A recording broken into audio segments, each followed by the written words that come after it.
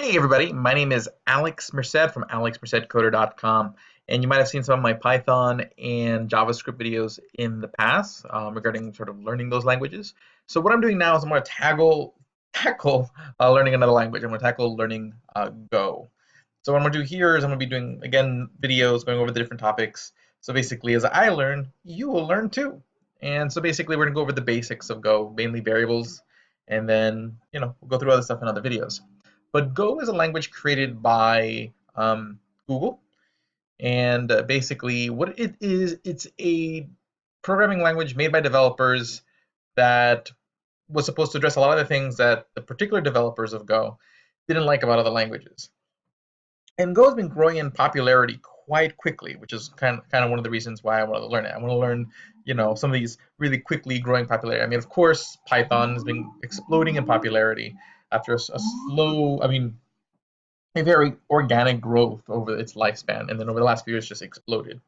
Same thing with JavaScript, or with the advent of like Node.js and MongoDB and NoSQL databases, and just the fact that now that JSON is a standard when it comes to doing APIs, that all just kind of made JavaScript sort of the norm all over the place. So JavaScript and Python are a couple of the fastest growing languages around. I think JavaScript is language number one, and then Go is also quickly growing. So that's why I wanted to learn Go.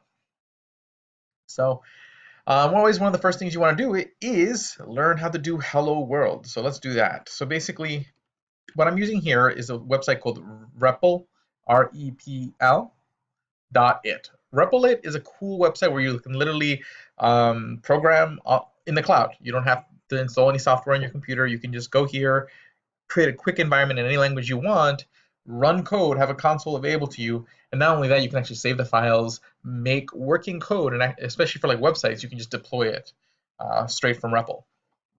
So it's a pretty awesome tool, and most of its features are available for free. It's just kind of like Git, where basically if you want to do something that's available for the public to see, it's free, open source.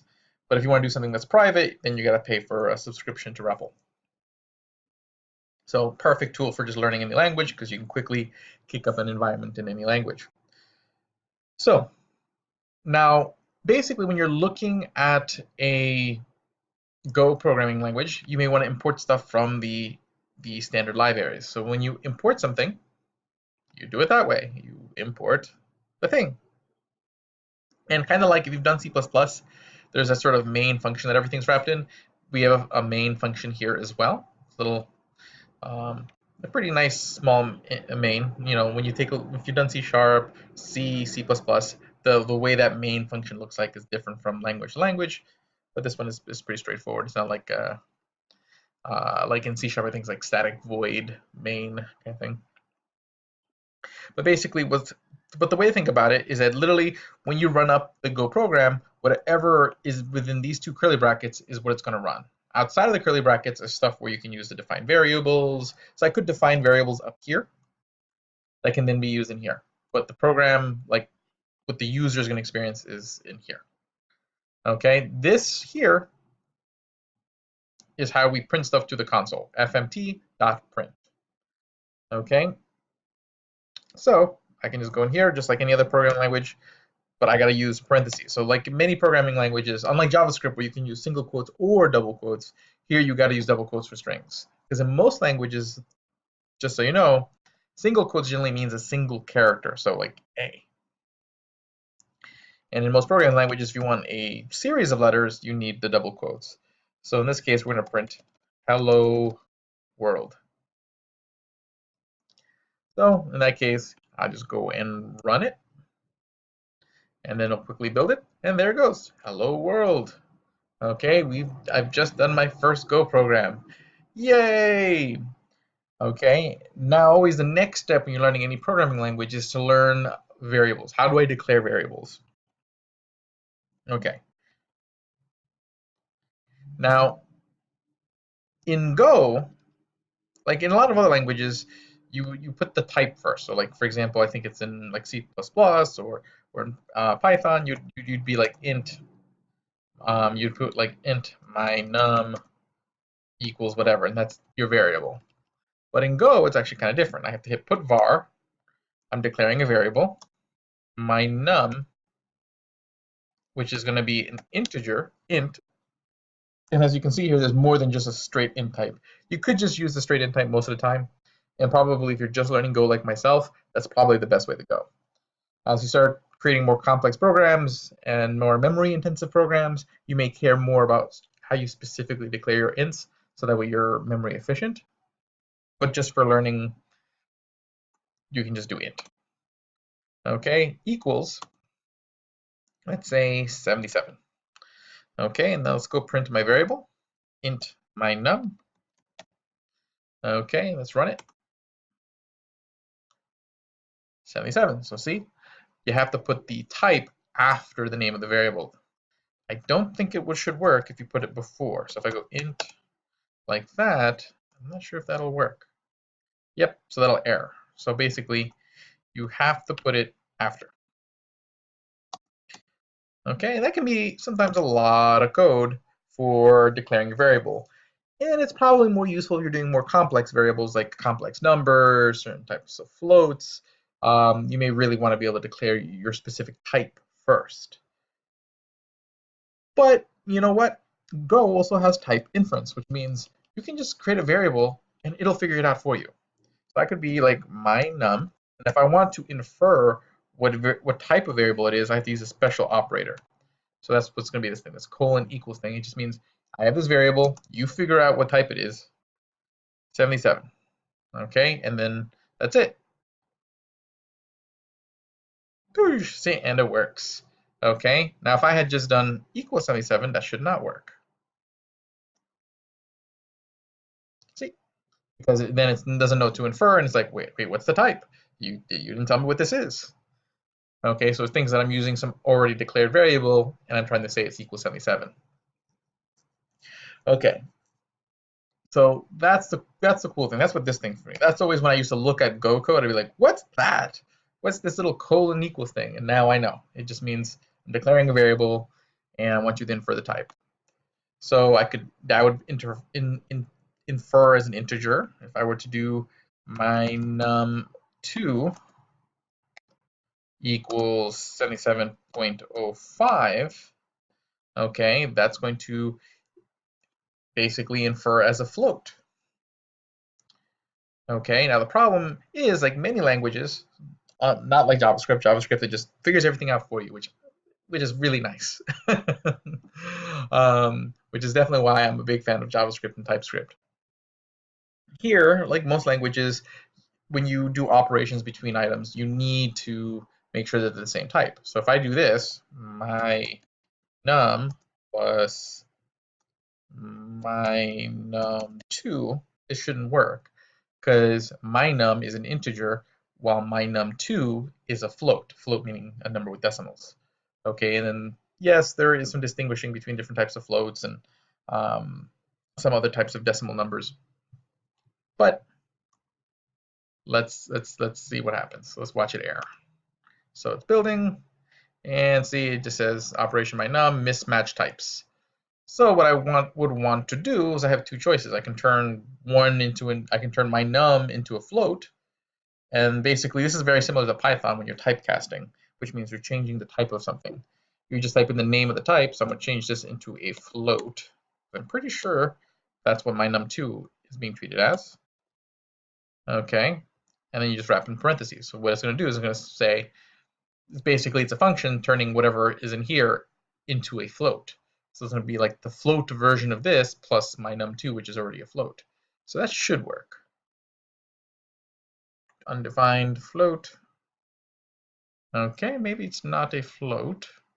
So let's try it the other way around. Let me define the other one as int, just to get the point across. Int. So we'll turn my num2 into an int, which will probably make it 77. So it'll be 77 plus 77. I need an extra parenthesis there. And see that works. Okay, let's see. There is a way to check type. Okay, cool. So we can do a type inference, or if we want to know what type it inferred it as, what we can do is this. So we're going to print here. We're going to say that my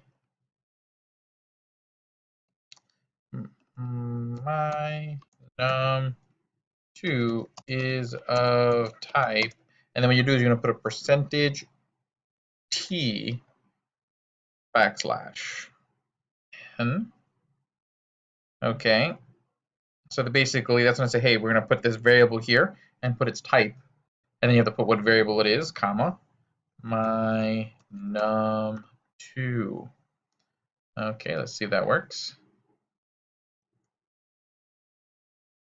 I said my num declared and not used. Okay, so it's complaining that my num2 is not used, but I did use it. My num2. Okay, we'll just do this. Format dot print my num2. That way it doesn't complain. So let's try to run that again. Cannot refer to exported name, format print. Oh, it's a capital B.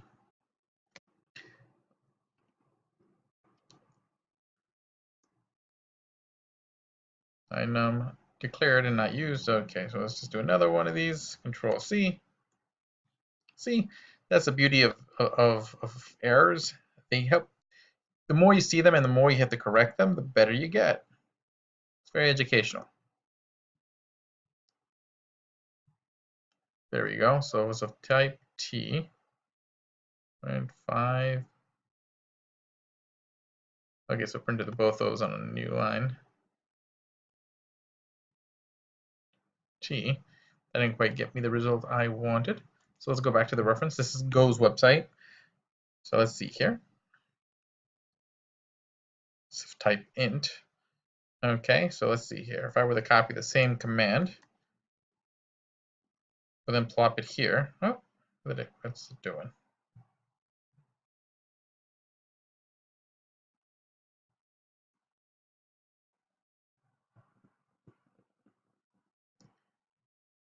There we go. So let's see here. I'm going to replace this command with this. And we're going to change this to my num is of type t percentage t backslash n. And we're talking about my num2.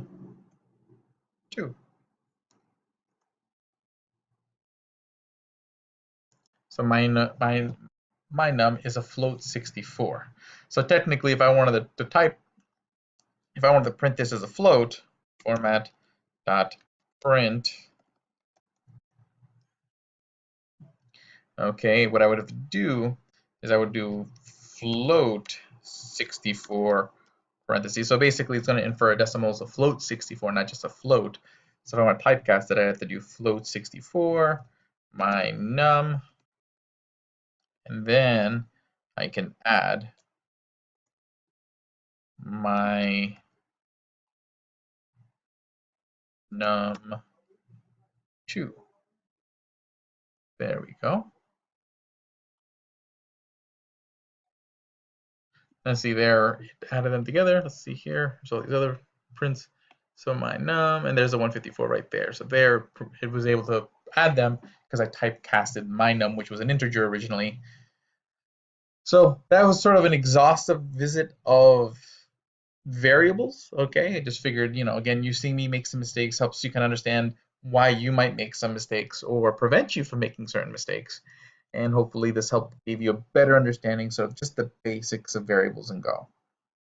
So I'll see you guys in the next video. Have a great day and enjoy.